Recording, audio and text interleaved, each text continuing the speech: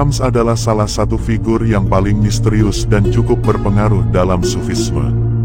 Bukan tanpa sebab jika Sultan Walad mengibaratkan beliau sebagai Khidir dan Rumi sebagai Musa.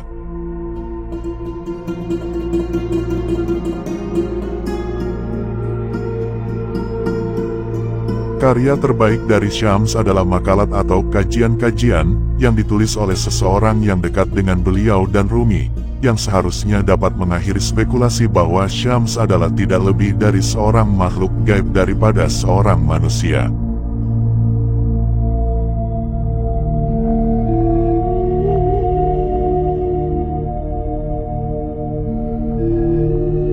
Syams mengaku bahwa ia telah melihat dan mengenali Rumi 15/16 tahun sebelumnya di Syria saat Rumi memulai studinya di sana.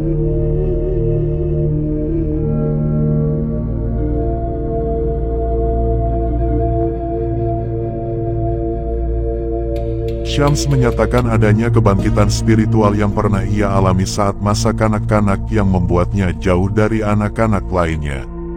Ketika ayahnya mempertanyakan tentang kelakuan anehnya, ia membandingkan dirinya layaknya seekor itik di antara ayam-ayam.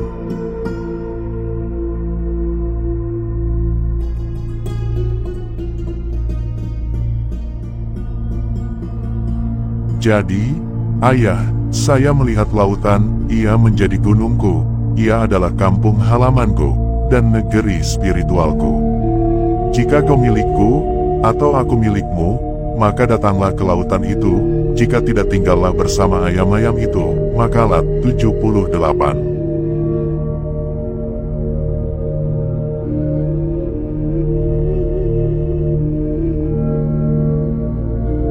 Tentang ayahnya, ia berkata, dia orang baik dan memiliki sifat yang rendah hati, tapi dia bukanlah pecinta Tuhan.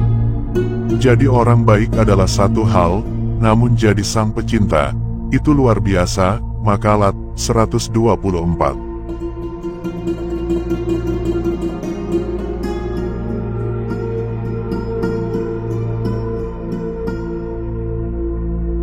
Menurut catatan tradisional, Syams dipertemukan dengan Rumi melalui sebuah mimpi.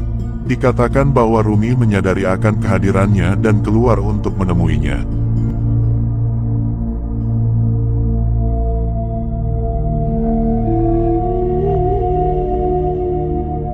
Mereka duduk saling berhadapan di depan sebuah toko untuk beberapa lama tanpa berbicara sedikitpun. Akhirnya Syams bertanya pada Rumi tentang perbandingan makam antara Nabi Saud dan Bayazid Bastami, dan Rumi menjawab dengan menjelaskan kelebihan dari yang pertama yang tidak tertandingi.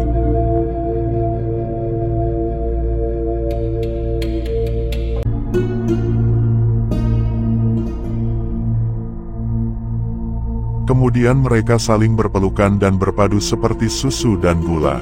Selama 6 bulan mereka tak terpisahkan, dan cara hidup Rumi berubah seketika. Transformasi dari sang ilahi disaksikan oleh seluruh kota, khususnya saat dia mengabaikan lingkungannya, berhenti mengajar dan memberikan ceramah, dan mulai untuk menghadiri sesi umum mengenai samak.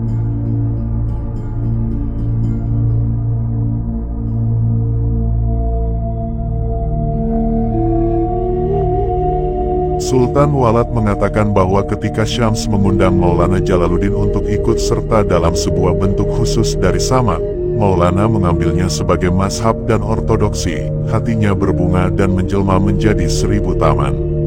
Syams tidak terkejut atas efek kehadirannya terhadap Rumi.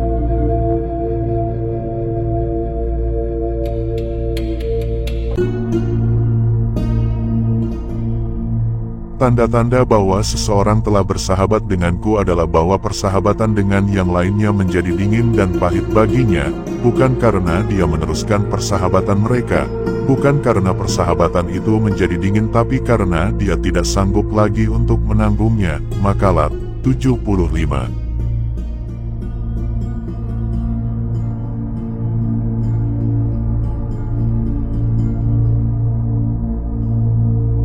Dalam beberapa ayat dari diwan yang diambil dari namanya, Syams membandingkan dirinya dengan Rumi seperti matahari dan bulan.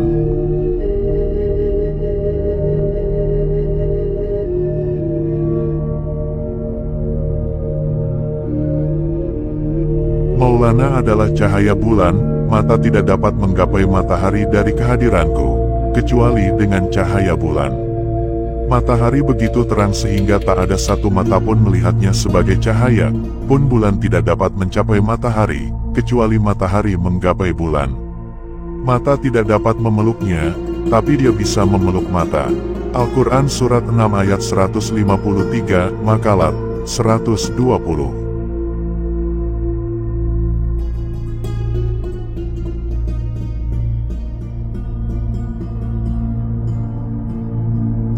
Jelaslah dari kutipan Syams di atas dan dari lembaran makalatnya bahwa dia tidak mengklaim dirinya sebagai pembimbing spiritual. Rumi, dengan kata lain Rumi sudah menjadi pencari mutiara saat Syams hendak menemuinya.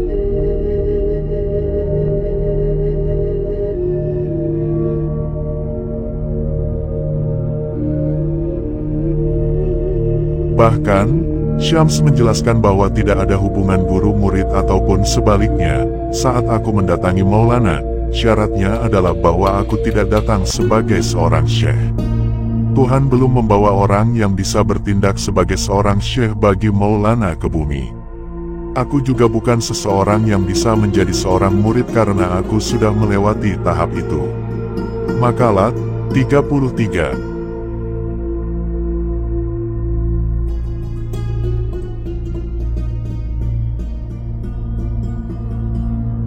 Anda belajar dengan membaca tetapi mengerti. Dengan cinta.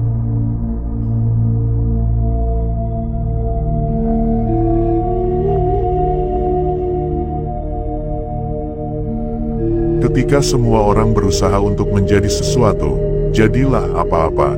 Rentan dengan kekosongan, manusia harus seperti pot. Karena panci itu dipegang oleh kekosongan di dalamnya, manusia dipegang oleh kesadaran akan ketiadaannya.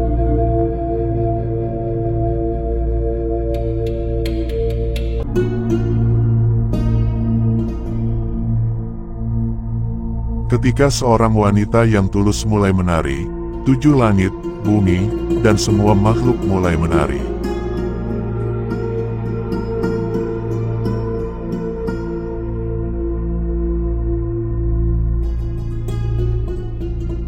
Lepaskan semua dinding dan gorden agar Anda bisa lebih dekat dan benar-benar mencintai. Memiliki prinsip tetapi tidak menggunakannya untuk mengecualikan atau menghakimi yang lain. Tinggal jauh dari berhala, khususnya yang Anda buat dari prinsip Anda sendiri. Memiliki iman yang kuat, tetapi jangan memainkan yang kuat.